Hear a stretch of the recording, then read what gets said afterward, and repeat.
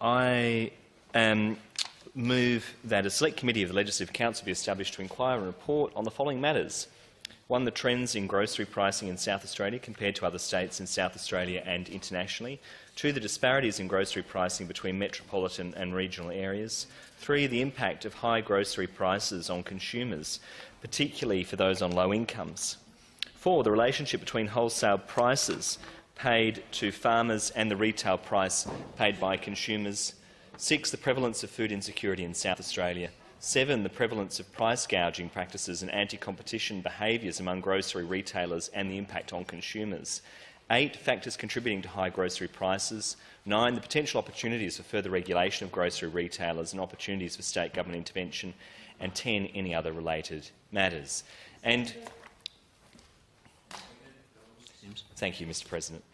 In moving for this inquiry, the Greens recognise the significant cost of living crisis that we are facing at the moment and the impact that this is having on some of the most vulnerable people in our state. Since September of last year, we have seen a 4.8% in food prices nationally. And in the previous year, there was a 9% increase in food prices nationally. And I understand that here in South Australia, over the last 5 years, grocery prices have increased by 20%. 20%. Examples of some of the price increases over the last 5 years include the price of wholemeal sliced bread. Mr. President, that's gone up from $1.80 to $2.70. White sliced bread has gone up from $1.50 to $2.70. Peanut butter, it was $5.70, it's now $6.40. White sugar, it's gone up from $1.79 to $2.20. Instant coffee, it's gone up from $7.50 to $11.50. Meanwhile, you've got the large supermarkets making an absolute mozza. Coles made a $1.1 billion profit last financial year. That's an increase of 4.8%.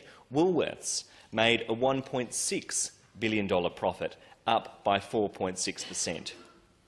And a report by UBS Investment Bank has shown that prices have increased at Coles and Woolworths by 9.6% between May 2022 and May 2023.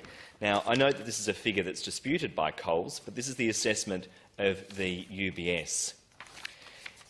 Let's consider, Mr. President, the other cost of living pressures that people are facing. Indeed, Foodbank's 2023 Hunger Report found that last year 3.7 million Australian households experienced moderate to severe food insecurity. 48% of the general population now feels anxious or struggles to consistently access food. 77% of those households experiencing food insecurity did so for the first time this year. 56% of food insecure households did not get help in the past year. High living expenses is the most common reason that's given for food insecurity.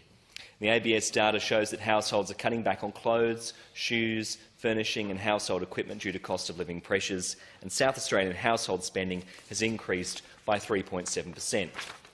We are seeing the cost of everything going up, Mr. President. The cost of electricity is skyrocketing. The cost of fuel is skyrocketing. Interest rates are going up and up and up. Rents are going up and up and up. And meanwhile, we've got big corporations making record profits.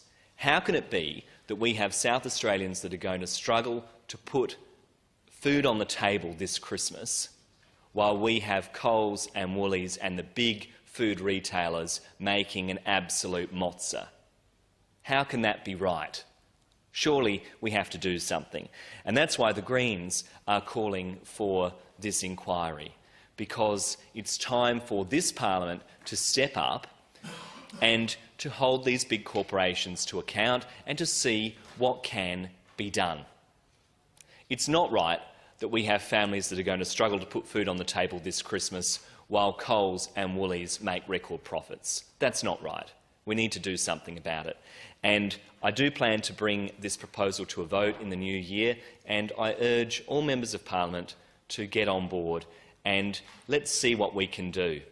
New South Wales has had an inquiry into food prices. Victoria announced an inquiry into food prices earlier this week, and that was led by my Greens colleagues in that state. It's a key priority for us in the Greens, but it should be a key priority for everybody in this parliament, particularly as we head into the Christmas period.